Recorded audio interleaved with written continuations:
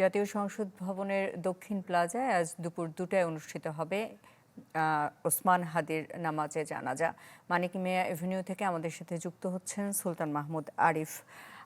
আরিফ, সেখানে এই যে জানাজাটা অনুষ্ঠিত হবে সেটার প্রস্তুতি কেমন দেখছেন এবং নিরাপত্তা কি ধরনের ব্যবস্থা গ্রহণ করা হয়েছে আমাদের জানাবেন।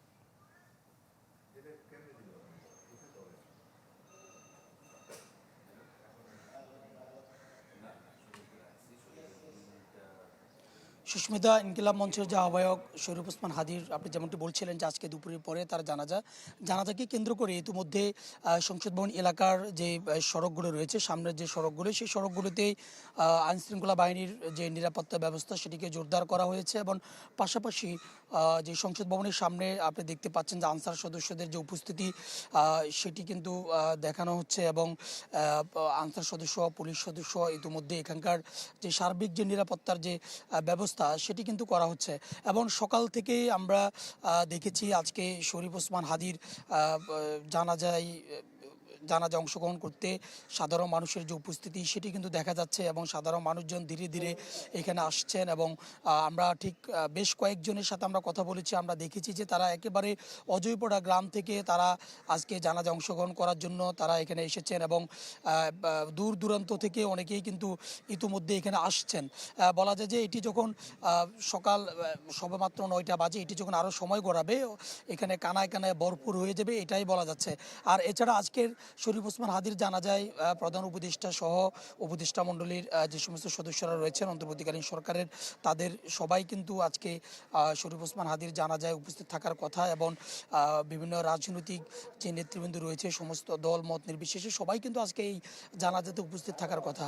সব মিলিয়ে এখানকার যে সার্বিক পরিস্থিতি, নিরাপত্তার যে ব্যবস্থা সেটি জোরদার করা হয়েছে এবং দুপুর 2টো নাগাদ তার জানাজা নামাজ অনুষ্ঠিত হবে এবং জানাজার পরপরই শরীফ ওসমান হাদি যেই বিশ্ববিদ্যালয় থেকে পড়াশোনা করেছেন অর্থাৎ ঢাকা বিশ্ববিদ্যালয়, সেই ঢাকা বিশ্ববিদ্যালয় কেন্দ্রীয় মসজিদে তার যে কফিন সেখানে নেওয়া হবে এবং তার সহপাঠী যারা রয়েছেন, তার বন্ধুবান্ধব যারা রয়েছেন, রাজনৈতিক সহযোদ্ধা যারা রয়েছেন, তাদেরকে ওখানে একবার তাকে আসলে দেখার সুযোগ করে দেওয়া হবে।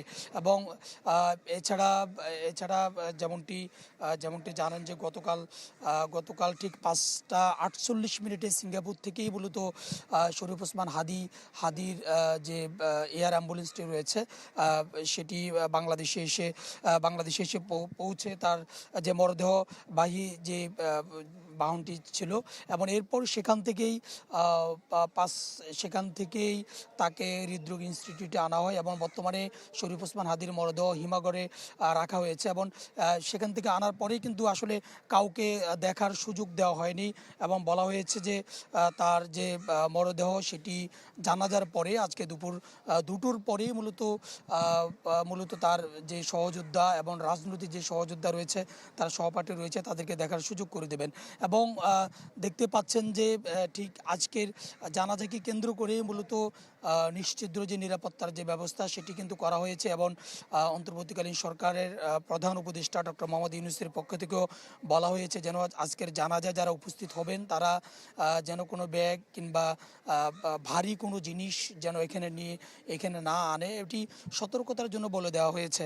এবং জানাজার যে নিরাপত্তার ব্যবস্থা, সেই নিরাপত্তার ব্যবস্থার দিকে খেয়াল রেখেই ইতিমধ্যে আইনশৃঙ্খলা বাহিনীর সদস্যদের উপস্থিতি কিন্তু আমরা দেখেছি দক্ষিণ গেট এবং উত্তর গেট এবং সংসদ ভবনের পিছনে যে অংশটি, সেই অংশটিতেও আমরা দেখেছি আইনশৃঙ্খলা রক্ষাকারী বাহিনীর সদস্যদের ব্যাপক উপস্থিতি রয়েছে এবং যে জায়গাটিতে জানাজা নামাজ অনুষ্ঠিত হবে অর্থাৎ সংসদ ভবনের সামনে, সেখানেও কিন্তু ব্যাপক আইনশৃঙ্খলা রক্ষাকারী বাহিনীর সদস্য, আনসার সদস্য, পুলিশ, র্যাব মোতায়েন করা হয়েছে এবং সব মিলে বলা যায় যে দুপুর 2টো নাগাদ জানাজার যে প্রস্তুতি, সেই প্রস্তুতি কিন্তু নেওয়া হচ্ছে। সুস্মিতা। আরিফ, আপনাকে ধন্যবাদ। এবারে একটু চলে যেতে চাই, ঢাকা বিশ্ববিদ্যালয় এলাকায় আছেন সজল শাইখ। সজল, কেন্দ্রীয় মসজিদের পাশে ঢাকা বিশ্ববিদ্যালয়ের জাতীয় কবির কবরের পাশেই হাদিকে দাফন করা হবে, তো সে ব্যাপারে আপনার কাছে কি তথ্য আছে? ওখানে প্রস্তুতি কারা করছে, কাদের তত্ত্বাবধানে হচ্ছে, জানাবেন। এটা কি? ও এটা কেন তুমি জানো না? ইলেকট্রা দিচ্ছে এক্সচেঞ্জ অফার। জানেন যে ঢাকা বিশ্ববিদ্যালয়ের এই সবুজ চত্বরেই শহীদ ওসমান হাদি বেড়ে উঠেছিল এবং এখানেই কিন্তু কাজী নজরুল ইসলামের সমাধির পাশেই কিন্তু তার শুভাকাঙ্ক্ষী বন্ধুরা দাবি করেছে যে এখানে দাফন করার জন্য। তবে আমরা যে বিষয়টি লক্ষ্য করছি সকাল থেকে যে এখানে কবর খোঁড়ার মতো যেই প্রস্তুতি রয়েছে মুসলিম রীতি অনুযায়ী, সেই প্রক্রিয়া কিন্তু এখনও শুরু হয়নি। আমরা যে বিষয়টি আমরা জানার চেষ্টা করেছি যে আসলে তাকে সর্বশেষ কোথায় দাফন দেওয়া হবে সেই সঠিক তথ্যটি এখন পর্যন্ত আমরা জানি না। তবে বলা হয়েছিল যে কাজী নজরুল ইসলামের সমাধির পাশেই তাকে সমাহিত করা হবে। তবে এই বিষয়টি এখন সম্পূর্ণ ইনকলাব মঞ্চের যেই নেতাকর্মীরা রয়েছে তারা তাদের সাথে কথা বলেছি, তারা যেটি বলছে যে এটি সম্পূর্ণ এখন পরিবারের ওপরে তারা ন্যস্ত করেছে। পরিবারের সিদ্ধান্ত অনুযায়ী জানানো হবে যে আসলে শহীদ ওসমান হাদিকে কোথায় দাফন করা হবে।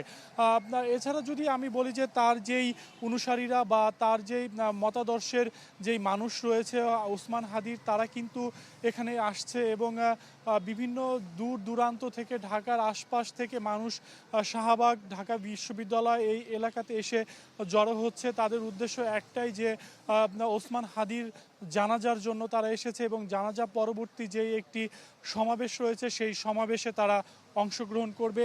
এখানকার যেই মানুষরা রয়েছে তারা তাদের মনের যেই বেদনা এবং তারা দুঃখ ভারাক্রান্ত মনের যেটি বলছে যে আসলে এত কম বয়সে এত একজন টকবগে যুবক এবং এই সময়ের একজন তরুণ নেতা যে হারিয়ে ফেলবে বাংলাদেশ, এটি সত্যি তাদের জন্য একটি দুঃখজনক। এবং এখানে কিন্তু সকল বয়সের মানুষ আসছে, তারা ভিড় করছে এবং তারা যেটি বলছে যে আসলে এই সময়ের ওসমান হাদিকে খুব প্রয়োজন ছিল, কারণ এই শাহবাগ রাজু ভাস্কর্য এলাকাতেই কিন্তু একসময় তার বক্তব্য এবং তার স্লোগানে পরবর্তী মুখরিত সংবাদে হয়ে আপনাকে থাকতো। ধন্যবাদ। সুস্মিতা, সজল শাইক এবং সুলতান মাহমুদ আরিফ আমাদেরকে আজকে ওসমান হাদির নামাজে জানাজা এবং তার দাফনের বিষয়ে এবং নিরাপত্তা বিষয়ে জানাচ্ছিলেন।